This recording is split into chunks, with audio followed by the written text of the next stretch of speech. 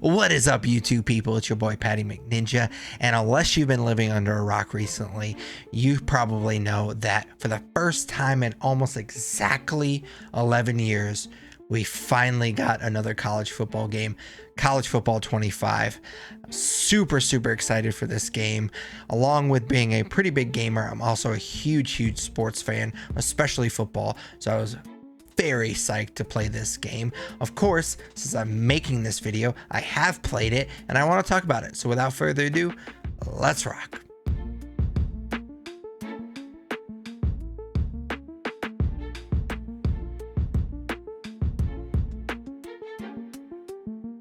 I do want to start off by kind of just mentioning something right off the rip, because I do believe that I'm probably in the minority when it comes to this take.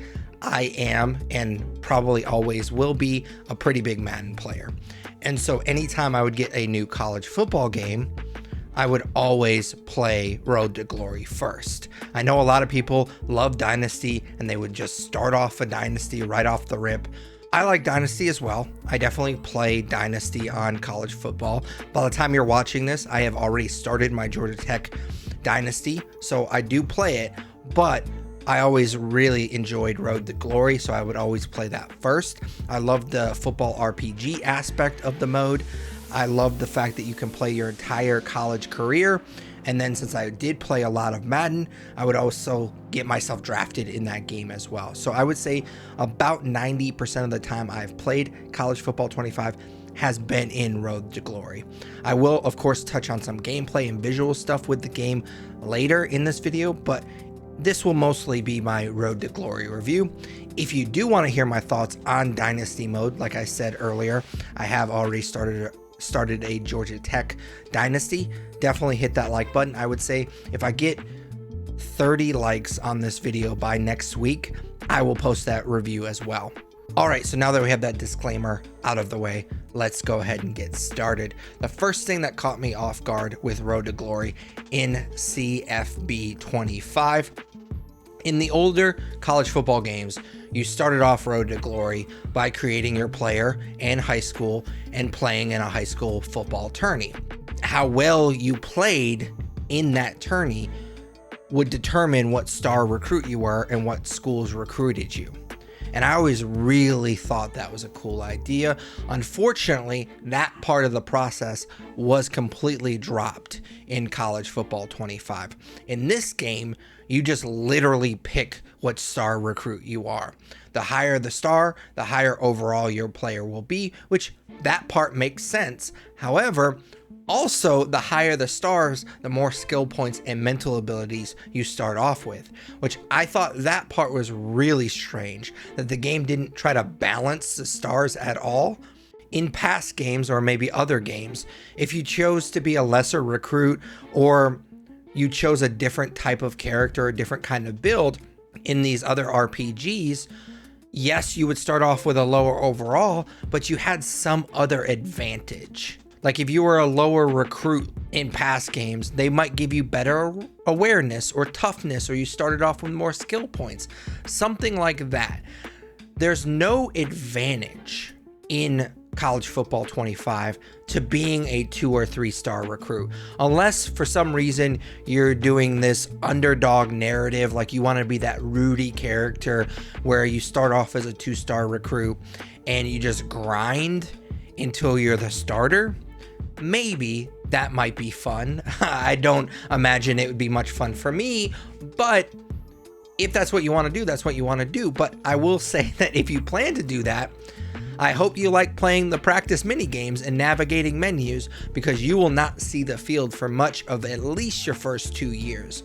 And maybe you're thinking, well, I'll just go to a small school, and since now they have the transfer pool, I can just transfer after a year to get to a bigger one later.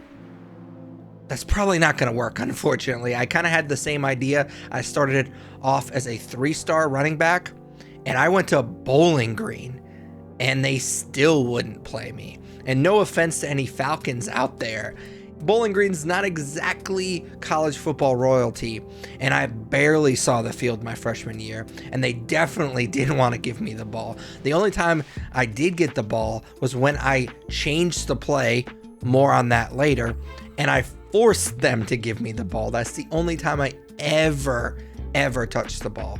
If I hadn't done that, if I hadn't forced them to give me the ball, I'd probably still be on the bench. But once you have your character created and you've picked what star recruit you're going to be, there are 3 main currencies you can acquire in Road to Glory. The first being coach trust, second skill points, and then finally energy tokens. Coach trust is pretty self-explanatory. The confidence the coach has in you as a player. Coach trust can be acquired in 3 ways: how well you actually play in the games. Bigger the plays, the more coach trust. If you do make mistakes, you can lose coach trust as well. If you have better GPA and leadership, more on that in a little bit. How well you perform in practice. Practice consists, like I said earlier, of these fun little mini games. If you played older Maddens or the most recent Madden, you know what I mean. It's basically that training camp, mini camp game that you used to play in older Maddens, and now they brought back in the most recent Madden. They're very similar. Those are the kind of the practice mini games that I'm referring to. You can only do one of those mini games a week.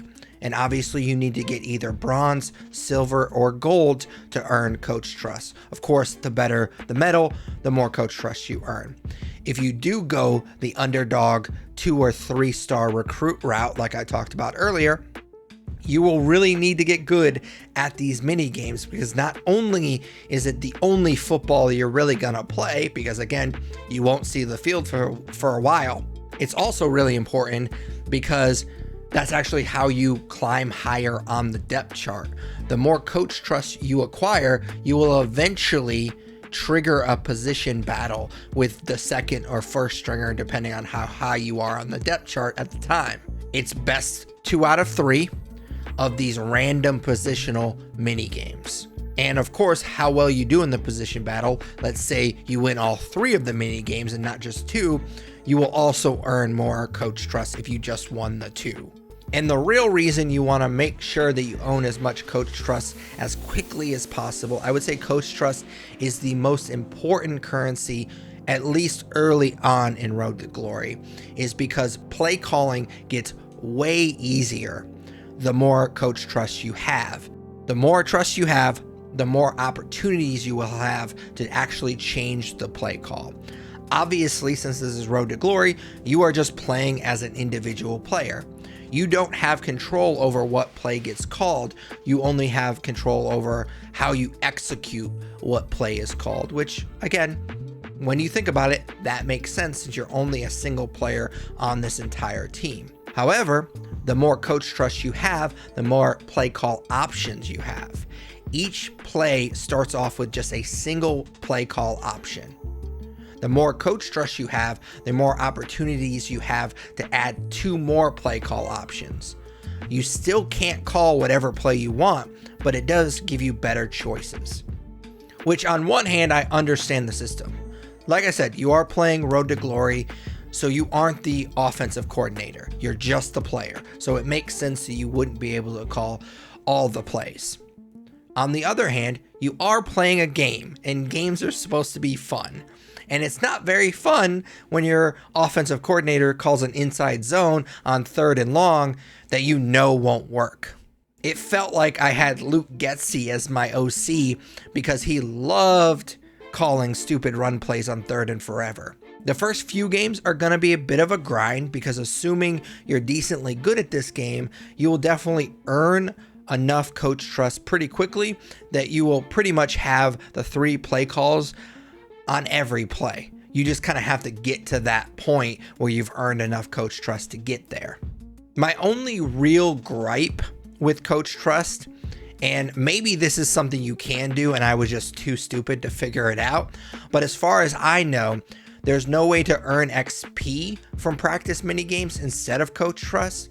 XP can only be earned from training each week and playing well in the game. You quickly get to a point in your Road to Glory where XP becomes way more valuable than coach trust. Coach trust is extremely important at the beginning to make sure that you have at least, I would say, 30 opportunities to add those 2 extra plays.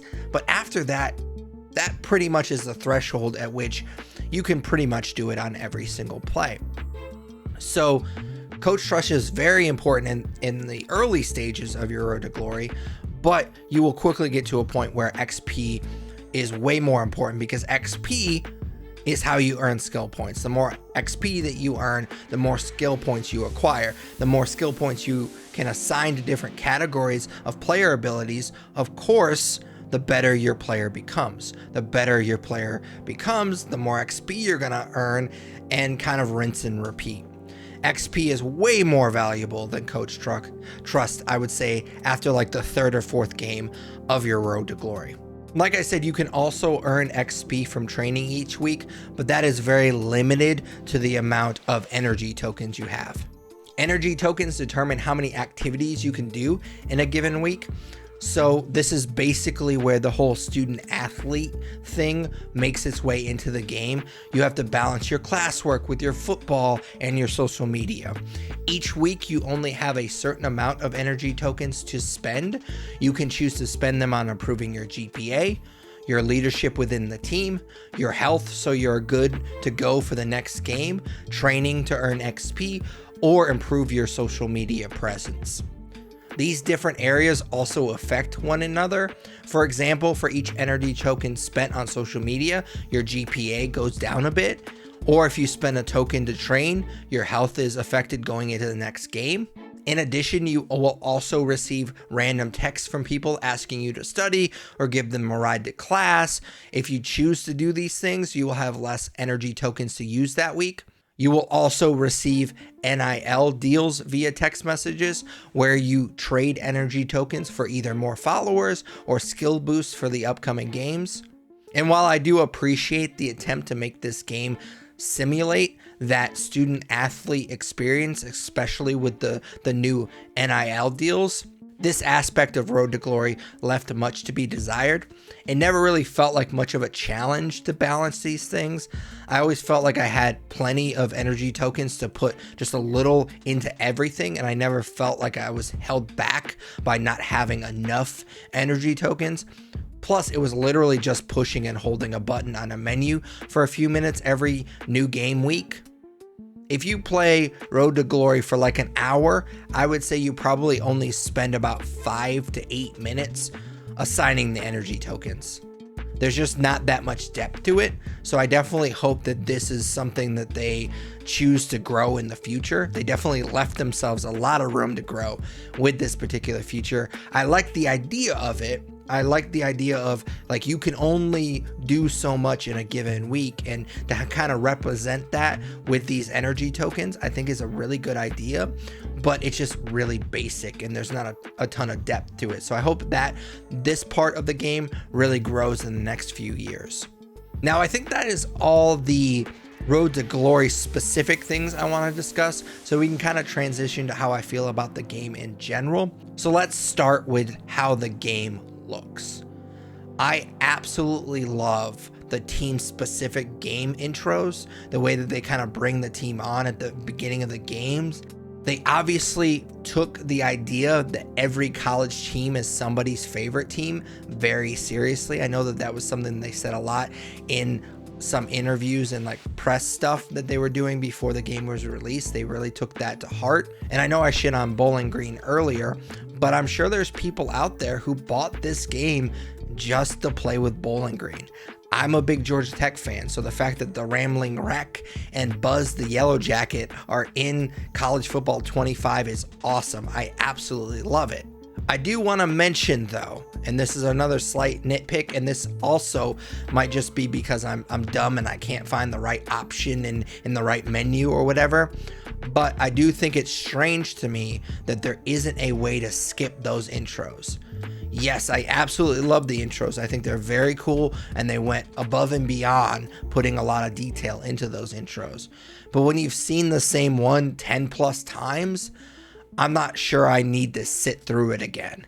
So that is a little annoying, but of course, at the end of the day, I am so glad that they're in the game. I just wish that they would give us an option to skip them every so often.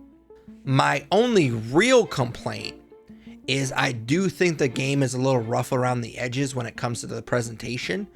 While I think the team specific, like home team intros look great, what I mean is when it would cut to like the crowd or cheerleaders on the sidelines, it looks like it's still the NCAA football 14 graphics. I think I mentioned this when I shared my thoughts on Starfield, but when I do get a new game, especially one that I'm playing all weekend for a review video, like I did with this particular game, occasionally my wife will walk into my room to kind of check up on me. She did this with Starfield, where she thought the game was old, like it was a remake of an old game, just because it looked so bad. She had the same reaction when she saw the fans in the stands with College Football 25. It just looks bad, to be honest. There's no way around it. It looks bad. But I can give this game a pass for that because the team-specific stuff is really cool. So overall, it doesn't bother me that much. The only reason I even bring it up is because this is the game where they will have the most development time.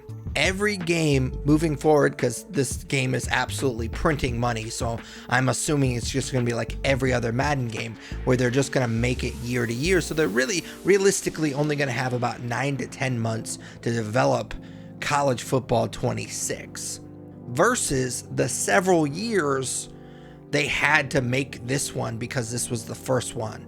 So it's hard for me to believe that the rough around the edges stuff in this game is going to be cleaned up moving forward, because if it wasn't clean in this game, it's probably not going to be clean for a while, if at all.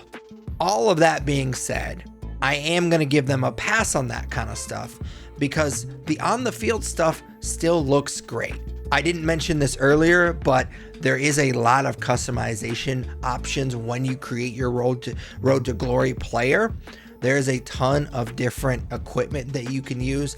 I still am a little annoyed that they use the new Madden edit equipment thing that they just put out with the brand new game, where they give you all the helmet and face mask options. But once you select a helmet, I think it should filter to only the face mask that you can use for that helmet. I think it's absurd that they just give you all the face mask options and then it'll just literally have a little error message that's saying you can't choose that one. So I thought that was kind of annoying, but I do like all the options. All the equipment looks great. The on the field stuff looks great. It's the stuff that when they would cut to the crowd or the cheerleaders or that kind of stuff that looks really bad. Plus, I'm willing to give that stuff a pass because the gameplay itself also is awesome. I was actually shocked at how much I enjoyed the gameplay of College Football 25. Considering it was made by EA and developed in the same game engine as Madden, I assumed it was just going to be Madden with a fresh coat of college paint on it.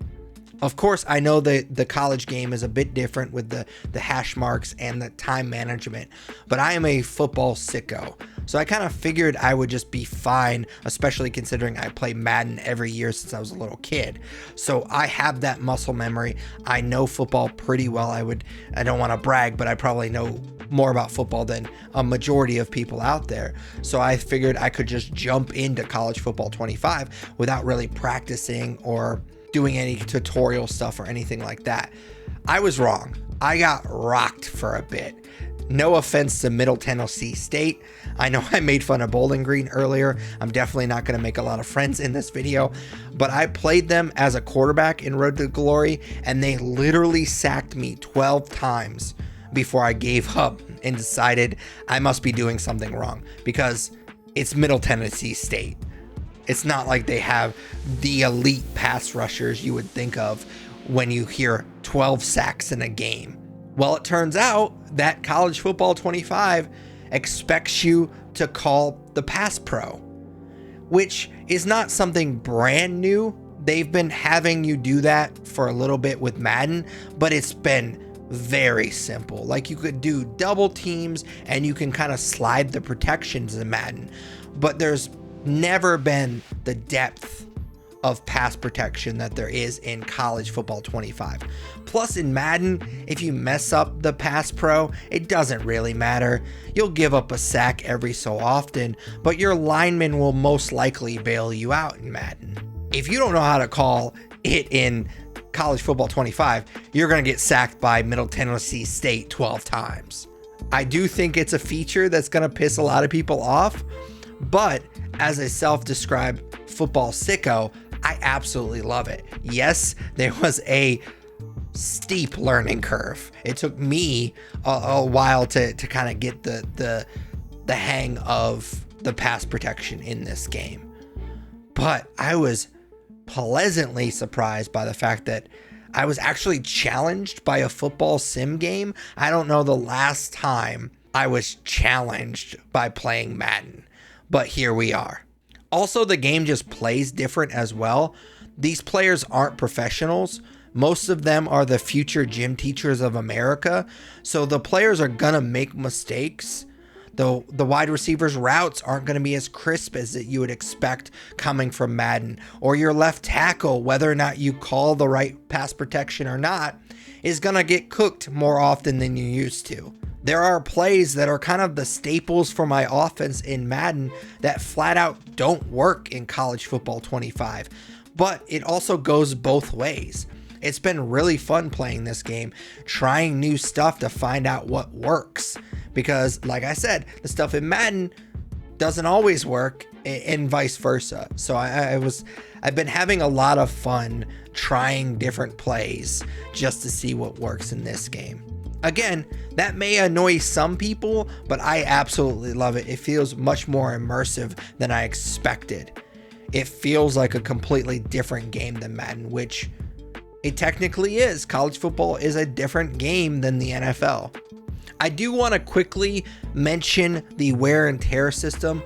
Now, with Road to Glory, I never really felt like it was that big of a deal. Yes, if you do train to earn XP, you will have a little wear and tear, but if you use an energy token to recover right before you play the game, it doesn't matter. It just kind of cancels all that out. And I literally probably played, I would say, 30 to 40 games over the course of a few different Road to Glories. And I don't think it ever really played a huge role in the game. Like, I never really felt like I was ever hampered. Like I said, I did get sacked by Middle Tennessee State 12 times, and I never really felt like it made much of a difference. As far as the wear and tear, didn't make much of a difference. I was absolutely pissed off during that game, but as far as the wear and tear is concerned, I didn't really think it was that big of a deal. So wrapping up, the first college football game we have gotten in 11 years has, for the most part, been worth the wait. I love the attention to detail in the team intros and the college football specific gameplay. Like I said earlier, some of the off the field visual stuff could be cleaned up, but overall it's a fun game that doesn't feel like a Madden clone. So I'm definitely really excited for this franchise moving forward, and I'm going to give College Football 25 4 out of 5 stars. But as always, those are just my thoughts on College Football 25. I'd love to hear yours in the comments down below. Of course, I hope that you enjoyed this video. If you did, smash that like button, as the kids say. It's just a quick and easy way to tell YouTube that you enjoyed this video, and they should push it to other people that might enjoy it as well. Again, remember that if I get at least 30 likes on this video by next week, I will post my Dynasty review as well.